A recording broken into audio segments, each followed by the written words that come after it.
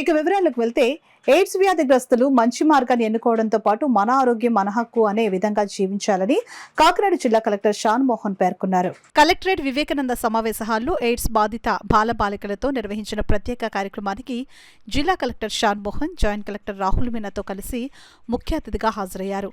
AIDS బాధిత బాలికలతో సహపంక్తి భోజనం చేశారు. ఈ సందర్భంగా జిల్లా కలెక్టర్ షాన్ మోహన్ మాట్లాడుతూ ఎయిడ్స్ వ్యాధిగ్రస్తులకు భరోసానివ్వడం ద్వారా వారిలో ఆత్మస్థైర్యాన్ని నింపవచ్చునని అన్నారు. ఇందుకు ప్రతి ఒక్కరూ కృషి చేయాలని అన్నారు. ఎయిడ్స్ వ్యాధి నివారణకు ప్రభుత్వం అవసరమైన అన్ని చర్యలు చేపడుతుందని ఆయన తెలిపారు. ఎయిడ్స్ పై ప్రజలకు సంపూర్ణ అవగాహన కల్పించడం ద్వారా వ్యాధి వ్యాప్తిని నిరోధించగలమని అన్నారు. అనంతరం కాకినాడ జిల్లాలో ఎయిడ్స్ నియంత్రణ విభాగంలో ఉత్తమ ప్రతిభ కనపరిచిన ఉద్యోగస్తులకు వివిధ స్వచ్ఛంద సంస్థలకు జిల్లా కలెక్టర్ షాన్ మోహన్ జేసీ రాహుల్ మీనాతో కలిసి జ్ఞాపికలు ప్రశంసా పత్రాలు అందజేశారు. అనంతరం ఎయిడ్స్ వ్యాధిగ్రస్తులకు పౌష్టికాహార కిట్లు పంపిణీ చేశారు.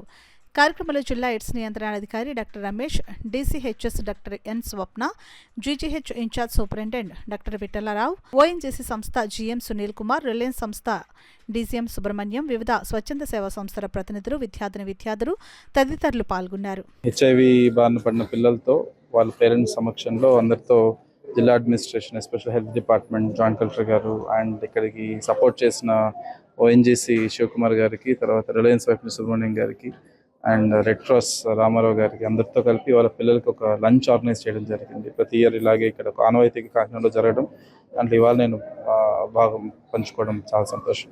Thank you. అందరినీ సమానంగా చూడాలి. ఆ బారిన వచ్చినంత మాత్రాన దానివల్ల బారిన పడినంత మాత్రాన వాళ్ళు మన లోకల్ కాకుండా పోరు. సో యాజ్ అ కమ్యూనిటీ వాళ్ళకి స్ట్రెంత్ ఇవ్వాలి, కానీ మనమే వాళ్ళని దూరం చేయడం అందరూ ఒకసారి ఆలోచించుకొని దాన్ని ఆపాలి. ఆ ఉద్దేశంతో ఇవాళ కమ్యూనిటీగా అందరం కలిసి కూర్చొని ఇక్కడ ఒక ఈవెంట్, ఒక ఫెస్టివల్ ఈవెంట్ లాగా చేస్తున్నాం.